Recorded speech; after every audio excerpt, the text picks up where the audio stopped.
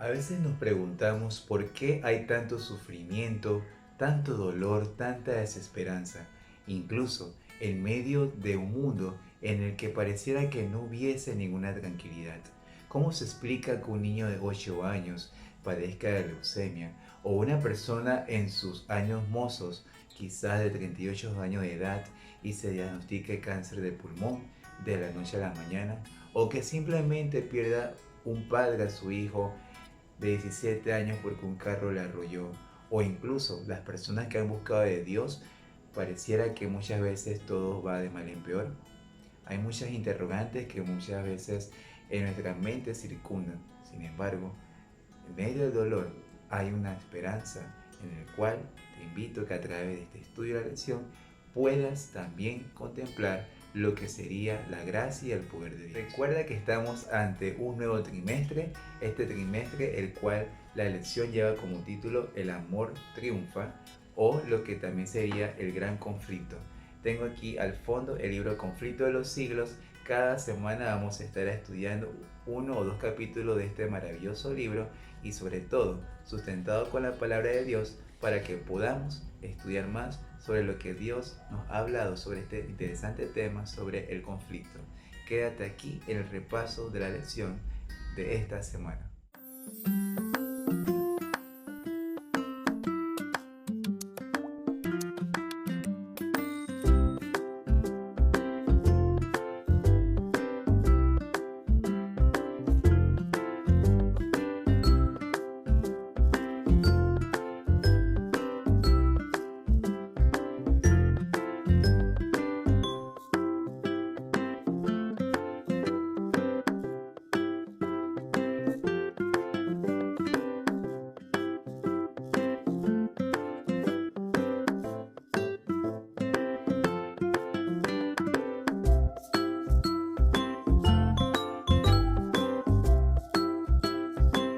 Hola querida audiencia, si bien es cierto, he tenido ya prácticamente 4 semanas fuera del aire. He tenido algunos percances personales que me han impedido poder estar en redes sociales, problemas de conexión y otros problemas más que me han sucedido. Pero aquí estamos nuevamente de vuelta haciendo las grabaciones de las lecciones de escuela sabática. Y este repaso de la lección va a ser un repaso sumamente diferente a lo que normalmente en el trimestre pasado estábamos haciendo. Como llevo prácticamente 4 semanas fuera del aire, en esta ocasión yo he decidido, voy a pasar 3 lecciones y estamos ya en lo que es la cuarta lección esta semana. Yo voy a hacer lo que será un repaso así como rápido de cada uno. Sé que es mucho material el cual cubre la lección, pero voy a tratar de hacer un resumen de todo lo que pues ha estudiado estas semanas anteriores. Pude haber saltado directamente a la lección 4, pero quiero compartir con ustedes lo que ha sido el estudio de la lección, que sé que así como ha sido bendición en mi vida, también lo ha sido para ti. Para hablar de lo que es el gran conflicto, es muy necesario entender primeramente que no fue el plan de Dios de crear el mal. Muchas denominaciones se cuestionan incluso cómo es que el mal llegó a existir a nuestro mundo. Incluso otros llegan a poner en duda que si en realidad Dios creó el diablo, o como que se puede incluso también decir que en el cielo comienza el pecado cuando es un lugar de perfecta paz, un lugar de perfecta armonía. Sin embargo, si nosotros nos vamos a la Biblia, en el libro de Apocalipsis capítulo 12 versos 7 y 8, nos dice que hubo una gran batalla en el cielo. Miguel y sus ángeles combatieron contra el dragón, y el dragón y sus ángeles combatieron, pero estos no prevalecieron ni se halló más lugar para ellos en el cielo. Te pongo un contexto rápido del capítulo 12 de Apocalipsis para que puedas entender. El libro de Apocalipsis, que es conocido como el libro de revelación de Jesucristo, aquí en el capítulo 12 se ilustran por lo menos 3 partes de lo que es el conflicto. La primera parte del conflicto tiene que ver con lo que sería esa gran batalla que el dragón ha iniciado. Esto lo podemos encontrar en Apocalipsis capítulo 12, los versículos del 1 al 6. Vemos en esta etapa como cuando el dragón, en este caso Satanás, desea perseguir a Jesús en su primera venida. Como lo hemos visto, ¿verdad? En muchos repasos que también incluso he dicho, Jesús vino a esta tierra, vino a cumplir la misión de morir por nosotros. Sin embargo, nota que en esta parte no solamente el conflicto se queda ahí, hay una pequeña pausa que es en los versículos del 7 al 9 y ahí se habla sobre esa gran batalla que hubo en el cielo. Es decir, ese antecedente que marca ese gran conflicto que se inició en el cielo nos lleva a una parte de la misión que Jesús tuvo al venir a la tierra. Y luego entonces en los versículos que siguen del 10 hasta el versículo 12, ahí encontramos entonces finalmente cuando dice ahí la palabra de Dios, hay una gran batalla que ahora abarca no solamente a lo que es el cielo, sino también lo que es la tierra. En los versículos, como mencionaba, hasta el versículo del 10 al 17, corrijo, el 10 al 17, menciona entonces que el diablo ha descendido con gran ira, sabiendo que queda poco tiempo, quiere destruir esa simiente que vamos a estar estudiando en cada uno de los capítulos de la lección de escuela sabática, cómo este gran conflicto se ha ido desencadenando. Ahora, nota aquí que el versículo 7 y 8 de Apocalipsis 12 dice que hubo una gran batalla en el cielo. Y esto llama mucho la atención porque, si bien es cierto, el cielo es un lugar de armonía, un lugar de paz. ¿Cómo es que se origina este gran conflicto? La lección nos dice, por ejemplo, en el libro de Ezequiel 28, del 12 al 15, de que el querubín protector, Dios creó entonces ahora un querubín, el cual era de hermoso esplendor, de un hermoso semblante. Este querubín que parecía perfecto en todo. Y digo parecía perfecto en todo porque dentro de esa perfección, Lucifer, un ser creado, como dice aquí, deseaba la adoración que únicamente pertenecía al Creador. Intentó usurpar el trono de Dios, poniendo en duda su autoridad. Su rebelión condujo a una gran guerra abierta en el cielo. Parece muy interesante y también al mismo tiempo llama la atención de cómo un ser creado que Dios hizo, ahora desea ser adorado. Empezó entonces a decir, difamar, ¿verdad? Dice el profeta Ezequiel 28, 12 al 15, que a raíz de la multitud de tus contrataciones. La palabra contratación es una palabra que en el hebreo tiene que ver que a causa de tus calumnias, a causa del chisme, ¿sí? Entonces, es decir, no solamente el Lucifer tenía una desconformidad en cuanto al gobierno de Dios, sino que también empezó a hablar mal de Dios y a poner a Dios en contra de las criaturas, en este caso de los ángeles, para que dudaran de su palabra. El enemigo no ha cambiado la estrategia, apreciado amigo. El enemigo siempre va a poner a nuestro alrededor de muchas dudas. A veces te va a mezclar la parte de verdad con parte de mentira. Sin embargo, aunque Lucifer engañó en su etapa como el querubín, que no había caído todavía al cielo, dice que Cristo prevaleció. Dice la Biblia en el libro de Apocalipsis, si me acompaña el libro de Apocalipsis, el capítulo 12. Vamos a estar leyendo rápidamente Apocalipsis capítulo 12. En el versículo 4 nos dice lo siguiente. Apocalipsis capítulo 12, versículo 4. Nota lo que dice allí este interesante libro. Dice: su cola arrastró la tercera parte de las estrellas del cielo y las arrojó sobre la tierra, y el dragón se paró frente a la mujer que estaba para dar a luz, a fin de devorar a su hijo tan pronto como naciera. Es decir, hay un gran conflicto en el que no solamente Lucifer vocifera una gran mentira en cuanto a cómo es el gobierno de Dios, sino que también cuando el enemigo, en este caso Lucifer, en su etapa como querubín, pero que luego pasa a ser Satanás, entonces es echado a tierra, también este conflicto dice arrastra una tercera parte de las estrellas del cielo. En la Biblia podemos encontrar otros pasajes que la palabra estrella en este caso se refiere a los ángeles que estaban en el cielo. Ahora, nota aquí que una cosa es cierta acerca de la guerra en el cielo. Cada ángel tenía que decidirse a favor o en contra de Cristo. ¿A quién seguirían? ¿A quién escucharían? Los ángeles leales eligieron ser obedientes a los amorosos mandatos de Cristo, mientras que un tercio de los ángeles escuchó la voz de Lucifer, desobedeció a Dios y se perdió el cielo. O sea, en este caso, una parte del cielo se perdió. Sin embargo, nota que en el libro de Apocalipsis ahí mismo, el capítulo 22, verso 17, mira el llamado que Dios nos hace a cada uno de nosotros. Dice, el espíritu y la esposa dicen, ven. El que oye diga, ven. Y el que tiene sed, venga. El que quiera, tome gratuitamente del agua de la vida. Es decir, aunque si bien es cierto, el enemigo ha envuelto este mundo con tanta mentira, con tanto engaño, lo que sí es muy cierto, apreciado amigo, es que cada uno de nosotros tenemos una decisión que tomar. El Dios nos invita a través de su palabra a que podamos decidir cuál es el camino correcto a seguir. Este conflicto, como estoy diciendo, no solamente se dio en el cielo, sino que arrastra también una tercera parte de los ángeles, y según la Biblia dice que son 10.000 de millares de ángeles. Imagínate, una tercera parte de 10.000 es mucha la cantidad. Entonces, este conflicto se traslada al planeta Tierra.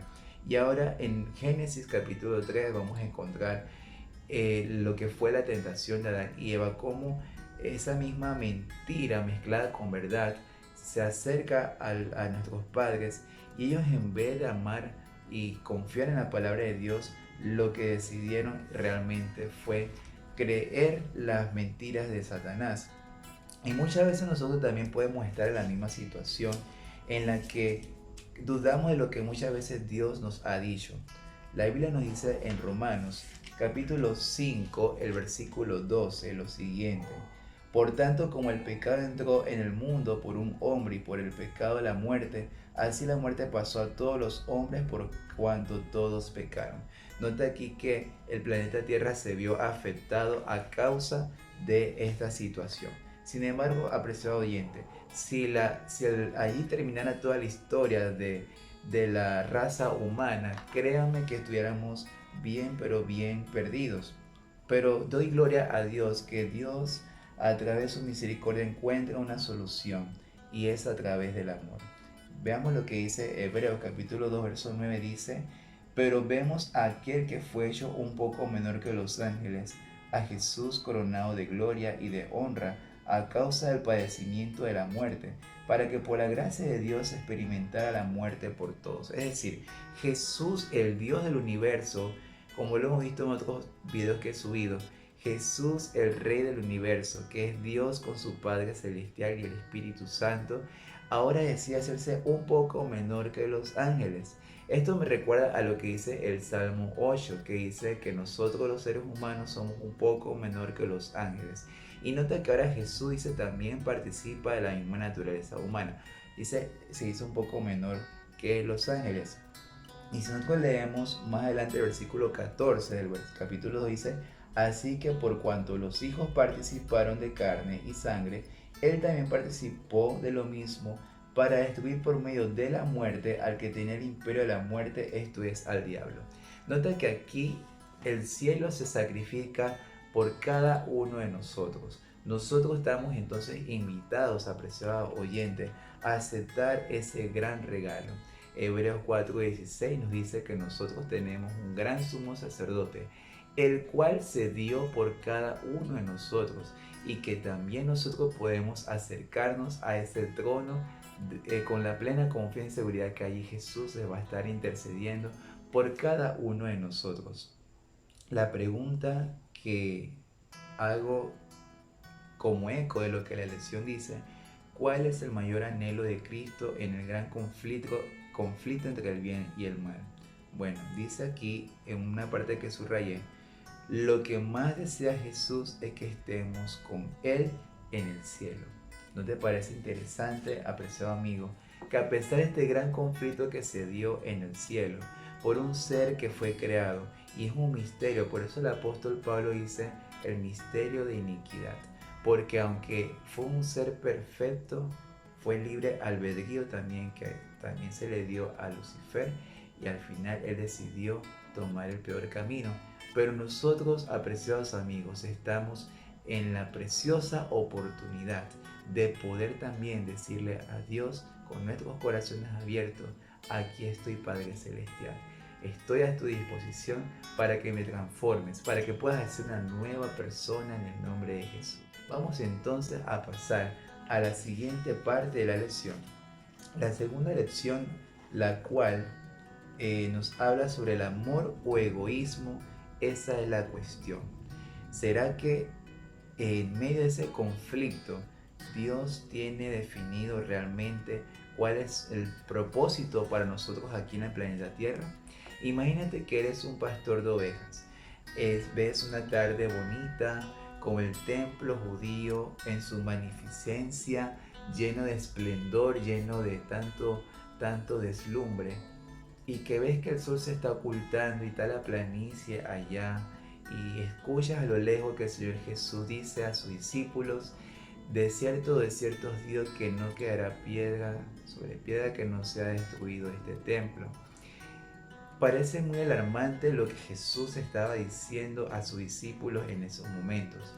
Los discípulos le hicieron la pregunta a Jesús de que cuál sería la señal de su venida y del fin del mundo.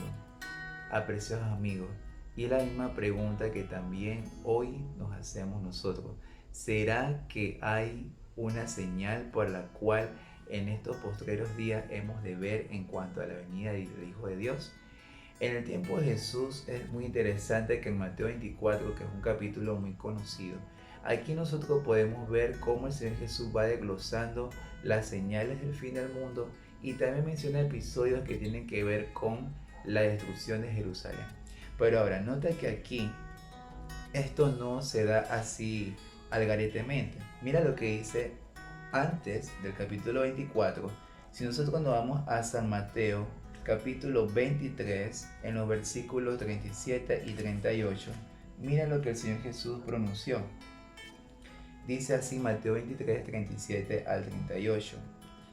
Jerusalén, Jerusalén, que matas a los profetas y apedreas a los que te son enviados. ¿Cuántas veces quise juntar a tus hijos como la gallina junta sus polluelos debajo de las alas, pero no quisiste? Vuestra casa os es dejada desierta, pues os digo que desde ahora no volveréis a verme hasta que digáis: bendito el que viene en el nombre del Señor. Nota aquí entonces de que Jesús hace un llamado. Jesús incluso dice: como la gallina junta sus polluelos a sus alas. Jesús había extendido un plazo a su pueblo.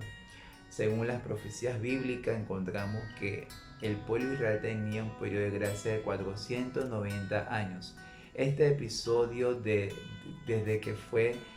la salida de la reconstrucción del templo, en este caso cuando regresan de allá del exilio babilónico, en el año 457 a.C., ellos empiezan a volver bajo el mando del rey Artajerjes, y luego de los demás episodios que podamos ver cómo se cumple esta profecía.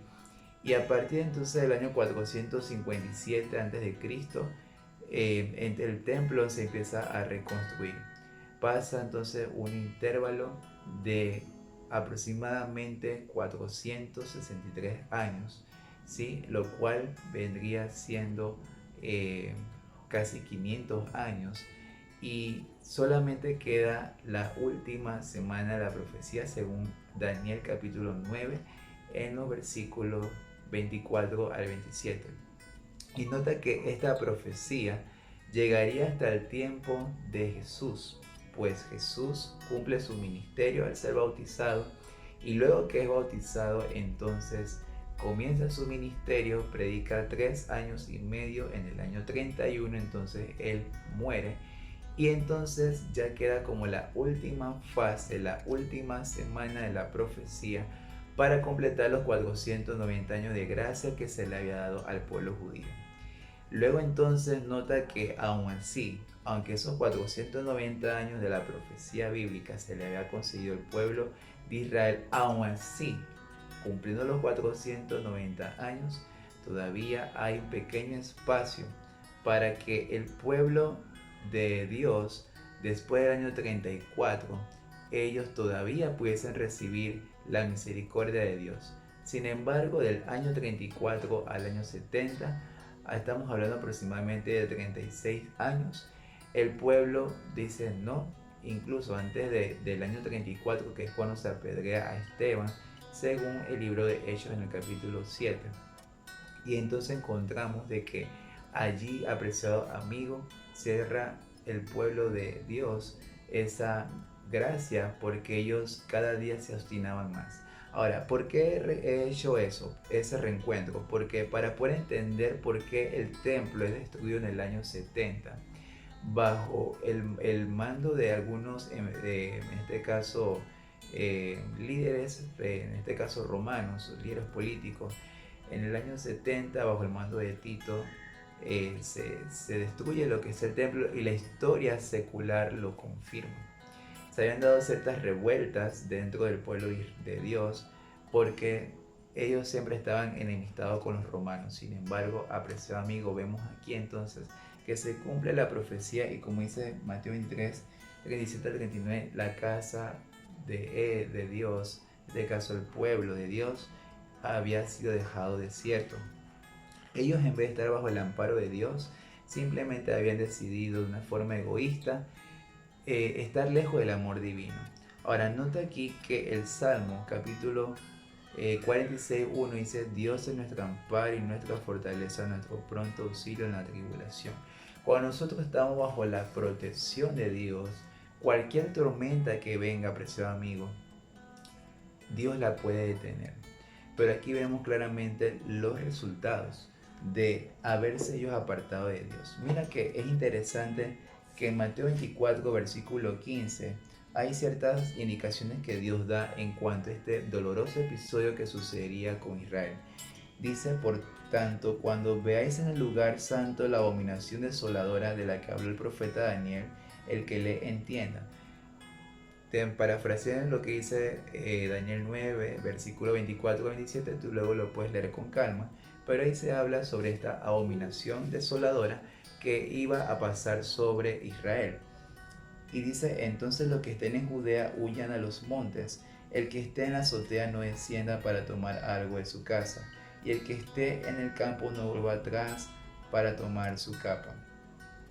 Dice el versículo 21, porque habrá entonces gran tribulación, cual no la ha habido desde el principio del mundo hasta ahora ni la habrá. Esto fue un momento muy difícil para el pueblo de Dios en esos momentos, porque imagínate estar asediados, no poder salir, sin poder quizás proveerte de algunos alimentos o sin poder salir a trabajar.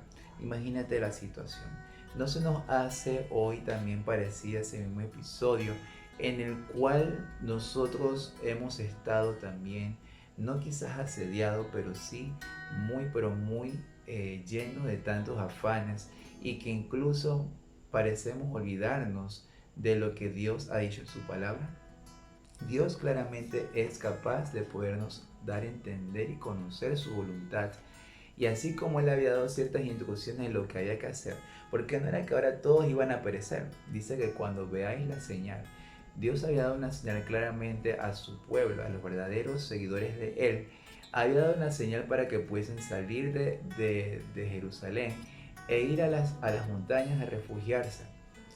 Hoy también se repetirá la historia, no de la misma forma como se dio allá en Israel, pero lo que es muy cierto es que muy pronto, apreciado amigo, se dará una gran catástrofe a nivel mundial. Y digo una gran catástrofe no en el sentido de que venga a haber un tsunami o que haga un terremoto, no. La gran catástrofe que se hará en el mundo es de que el mundo religioso decidirá ponerse del lado del enemigo. Bajo el disfraz de cristianismo pretenderán, en este caso, servir a Dios. Sin embargo, esto no será así. ¿Sabes por qué? Porque la palabra de Dios dice que en los últimos días se amontonarán maestros conforme a sus deseos para enseñar fábulas, y muchos empezarán a enseñar doctrinas de demonios, y también dice que pues ellos seguirán esas fábulas. Esto tú lo puedes leer claramente en primera de Timoteo en el capítulo 4, y vas al versículo del 1 al versículo 5, ahí vas a encontrar lo que te estoy diciendo. Ahora, nota que en medio de esa persecución, en medio de ese momento muy difícil para la primera iglesia primitiva, porque se da ese episodio de allá de Israel, de cuando ellos tenían que salir, pero también dice que había una iglesia que estaba naciendo. Y en medio de las dificultades que la iglesia tenía, la iglesia apostólica, vemos aquí que todo no era que era catastrófico o que estaban pasando un momento difícil y que Dios no estaba con ellos. Nota que el Espíritu Santo fue enviado no en un momento en el que todos estaban así gozosos, sin ningún problema en sus vidas, sino que al contrario, en el momento más difícil fue cuando más se acercaron a Dios.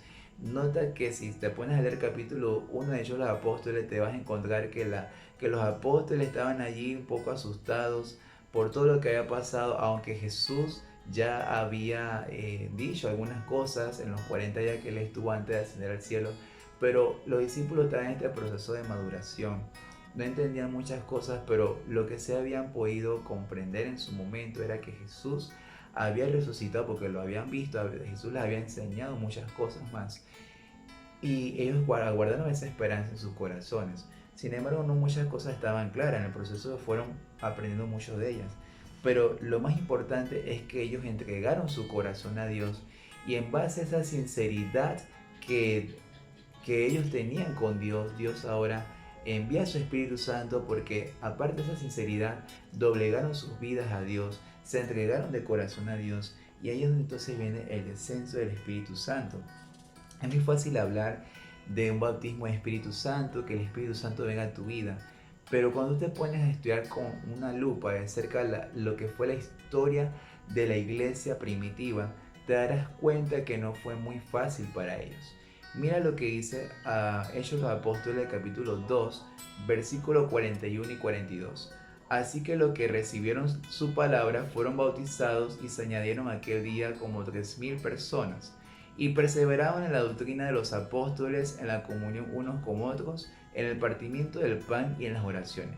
Nota que aquí entonces la iglesia era una iglesia triunfante porque dice que perseveraban en la doctrina de los apóstoles, estaban en comunión unos con otros, compartían las cosas en común y era una iglesia que estaba muy unida.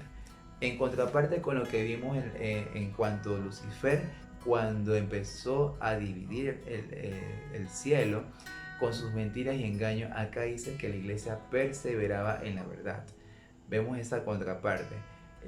Satanás causa división, causa problemas, causa trifulca. La iglesia está unida, compartiendo. Ahora, nota aquí de que ellos soportaron amenazas de muerte, Hechos 4:17. Soportaron encarcelamiento, Hechos 5, 17 y 18, soportaron persecución, Hechos 8:1, e incluso la muerte misma, Hechos 7:59 y Hechos 12:2. Pero dice, con el poder del Espíritu Santo, proclamaron valientemente al Cristo resucitado, y las iglesias se multiplicaron por toda Judea, Galilea y Samaria. Esto está en Hechos capítulo 9, versículo 31. Ahora, era una iglesia que también tenía esa asistencia a la comunidad. No había una persona que tuviese un padecimiento, que no fuese suplida la necesidad. Todos estaban vinculados. Ahora, algo muy interesante es que la norma de las comunidades de iglesia en los primeros siglos, muy común era el amor. Tanto así que dice que en el año 160, el año 265 después de Cristo, se dio una de las primeras pandemias devastadoras. Y creo que este término se hace muy familiar porque hace unos años atrás, 4 años atrás aproximadamente, tuvimos lo que fue una pandemia. Y pues todo el mundo estaba aislado con su mascarilla, muchos tuvimos que estar virtual para muchas cosas y estábamos aislados. Pero esta no fue la situación de la iglesia primitiva. La iglesia primitiva, en vez de estar aislada, se volcó hacia las personas. Y dice que con su ejemplo ellos predicaban, daban ese testimonio vivo y muchas personas morían convencidas de este gran mensaje. Y estos cristianos no les importaba contagiarse de esa enfermedad, por ellos lo hacían felices, sirviendo a su prójimo, porque habían entendido lo que es realmente el amor de Dios. Ahora, no es que ahora tengas que exponerte a una enfermedad para decir que amas a Dios, pero sí puedes acercarte a cualquier persona que está a tu lado, cualquier persona en tu entorno. Tú puedes ir allá con el favor de Dios, hablarle, compartir una sonrisa, compartir una literatura, orar por ella. Son detalles, apreciados amigos, que créanme, hará la diferencia. Usted decidirá estar entonces entre el amor o el egoísmo. Quiero cerrar esta parte del repaso con Isaías 41:10 que dice: no temas que yo estoy contigo, no desmayes que yo soy tu Dios que te fortalezco. Siempre te ayudaré, siempre te sustentaré con la diestra de mi justicia. Isaías 41:10. Que el amor de Dios embargue nuestros corazones y que juntos podamos, bajo la verdad, estar unidos con un solo propósito para la gloria de Dios cuando Él venga en gloria y majestad. Otra parte de la lección es la luz brilla en la oscuridad.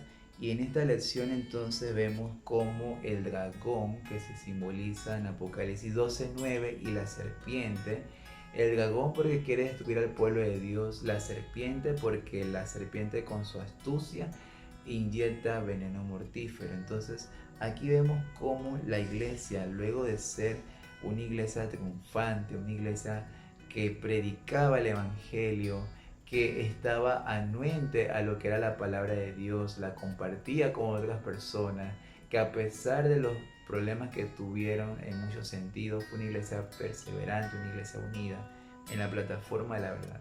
Sin embargo, llama la atención que por lo menos en los 3 primeros siglos, hablando del año 100 hasta el año 312 más o menos, la iglesia padeció muchas persecuciones.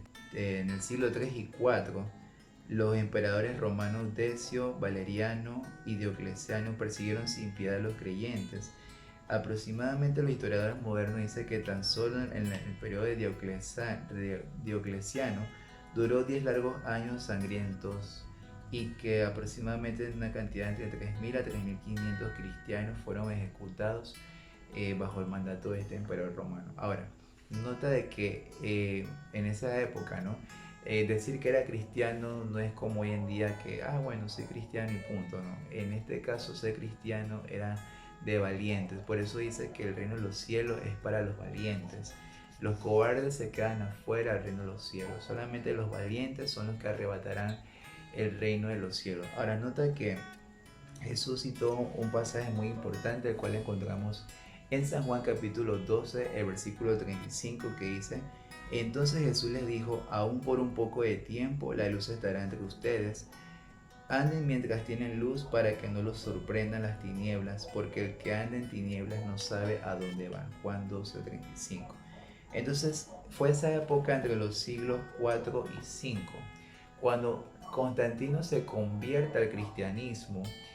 En el año 312, 313 aproximadamente, se da un decreto en el cual se cesan las persecuciones.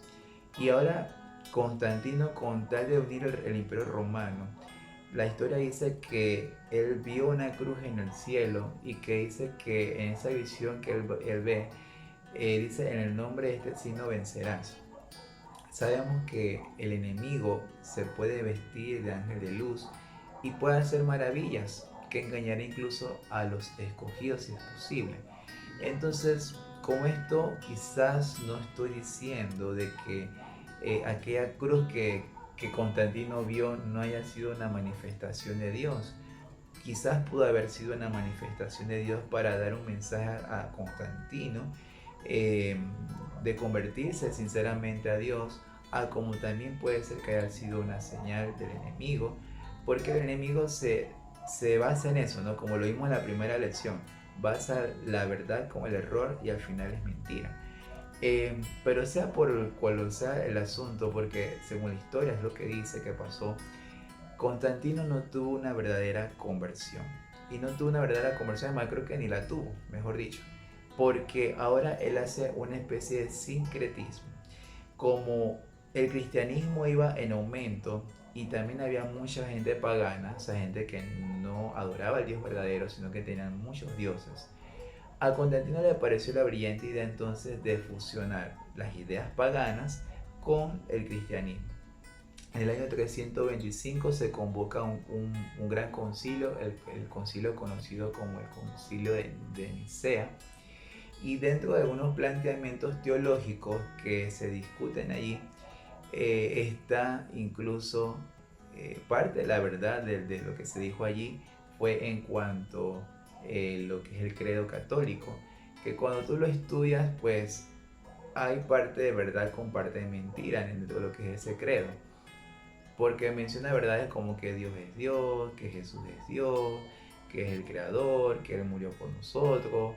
Pero también hay otras partes allí que mencionan que va en contra de la teología bíblica, ¿verdad? Que bueno, no voy a entrar en profundidad a explicar eso porque para eso vamos a tener muchas lecciones en las cuales vamos a estar viendo con más profundidad el tema. Pero eso fue una de las bases, ¿no? El crear un credo en el cual se basa la fe eh, de los cristianos en esos momentos. Ahora, esa fue una parte, pero también encontramos un antecedente antes de ese concilio, en el año 321, el 7 de marzo de ese año, que se edita lo que es la primera ley del domingo. Y aquí entonces viene la introducción del domingo como día de reposo. La Biblia es clarita y vamos también a estar abordando ese tema. La Biblia es clarita en decir que el día de reposo es el sábado, no es ni el domingo, no es el miércoles, no es el viernes, no, es el día séptimo, día de reposo.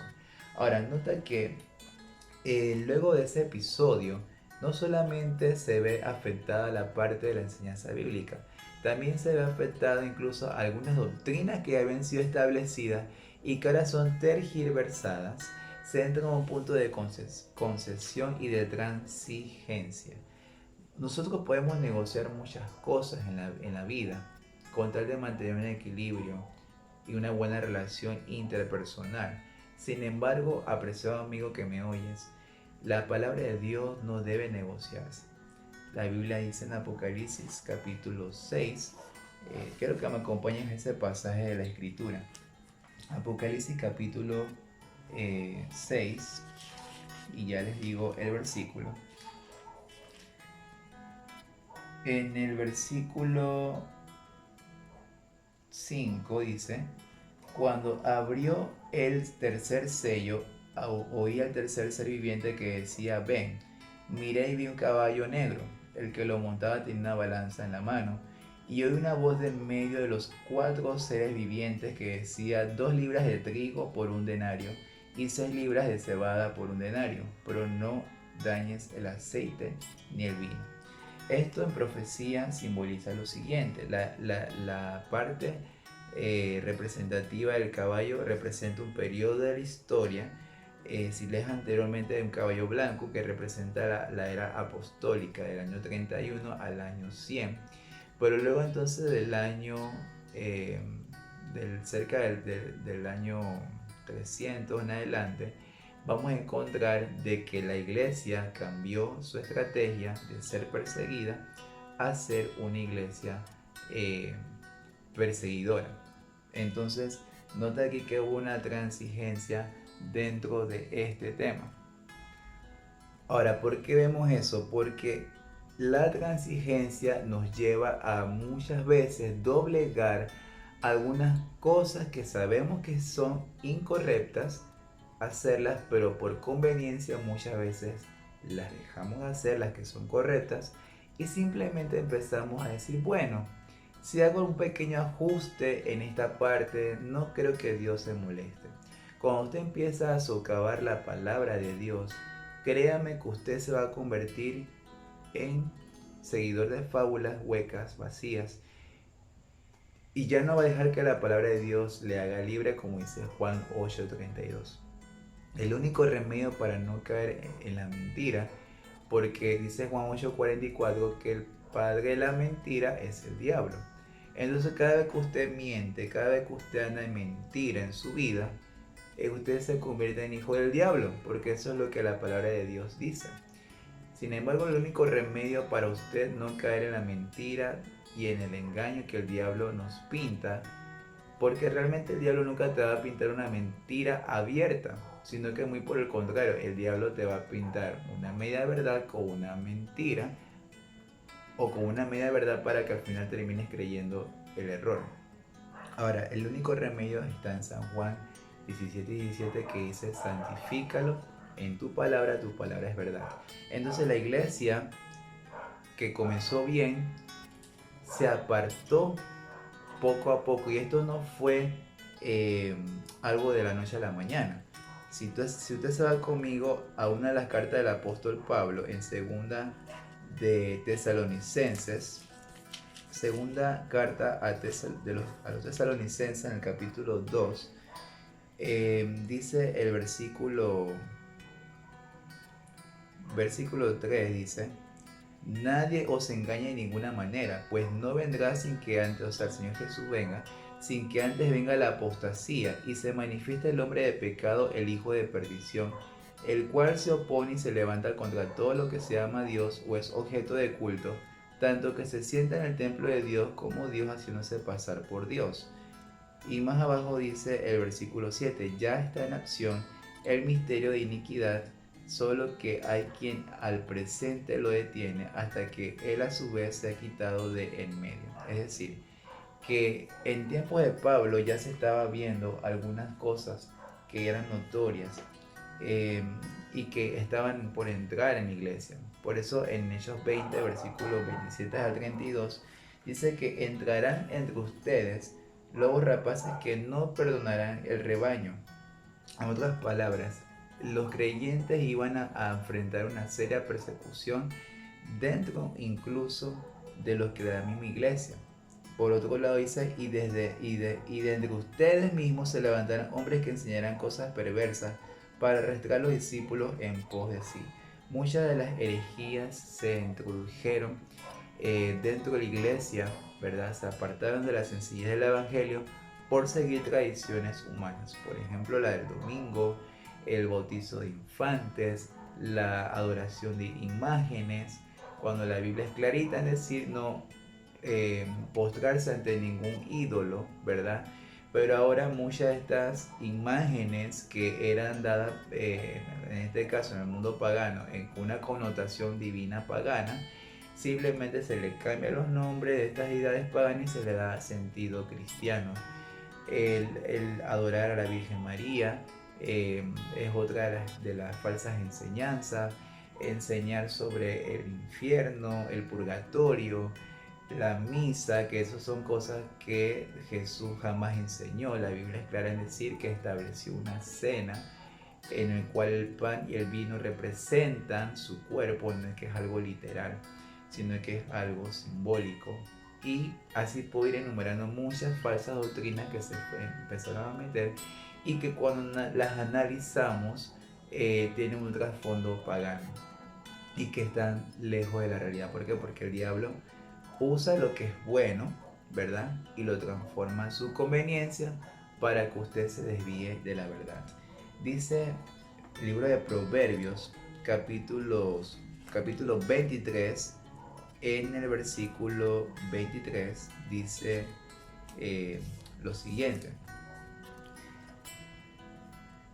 compra la verdad y no la vendas, y la sabiduría, la enseñanza y la inteligencia. Ahora, no es que la verdad se vende o se adquiere de cualquier forma.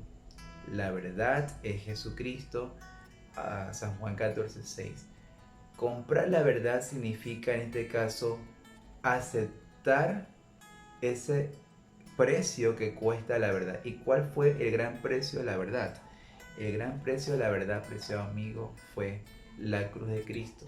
Únicamente la cruz del Señor Jesús fue la gran verdad que tenemos, y que aparte de eso, apreciado amigo, únicamente usted puede ser libre a través de esa sangre preciosa de Cristo Jesús. Dice, para finalizar, en el libro de San Juan, quiero terminar en el libro de San Juan, capítulo 1. Yo quiero ya finalizar con este versículo. Lo que ha sido el bosquejo rápido de estas lecciones, he bosquejado 3 lecciones. Posteriormente estaré subiendo el video de esta semana, de la lección 4. Y dice San Juan 1:4: en él estaba la vida, y la vida era la luz de los hombres. Jesús se hizo carne por amor a usted, por amor a mí, y Dios siempre ha tenido grandes héroes de la verdad. La verdad siempre ha triunfado, pero únicamente seguirá triunfando en su vida cuando usted le da la oportunidad al Señor Jesús que Él esté en su vida. Cristo siempre ha tenido hombres y mujeres que por su gracia han defendido valientemente la verdad. En estos primeros siglos, la luz del amor, la gracia y la verdad de Cristo brilló a través de la oscuridad. Usted quiere ser un instrumento de luz en las manos de Dios y desea ponerse cada día en sintonía con lo que Dios desea hacer en su vida. Yo le invito en el nombre de Jesús que usted pueda también ser partícipe de esa gran verdad que el Señor Jesús quiere hacer en cada uno de nosotros y ser portadores de luz a otras personas que aún no han conocido la maravillosa verdad de la palabra de Dios. Vamos a tener una palabra de oración para que el Señor nos pueda bendecir cada día de nuestras vidas. Padre Celestial que moras en los cielos, bendito y glorificado sea su nombre, oh Dios. Gracias le damos una vez más por habernos permitido hacer nuevamente estas grabaciones y también por el bosquejo que hemos hecho de la lección, de estas 3 primeras lecciones, pidiéndole al Señor que nos ayude cada día a permanecer en esa gran verdad y que usted, Señor, pueda dirigir nuestras vidas conforme a su gran propósito, Señor. Gracias una vez más por todo. Guárdanos y protégenos en el nombre de Jesús. Amén. Gracias, amigos. Recuerden, por favor, suscribirse a su canal de YouTube, AR Hope Channel, tu canal con un mensaje de esperanza. Y será hasta la próxima semana que estaremos compartiendo la lección de escuela sabática nuevamente. Y que Dios les bendiga a cada uno de ustedes. Bendiciones.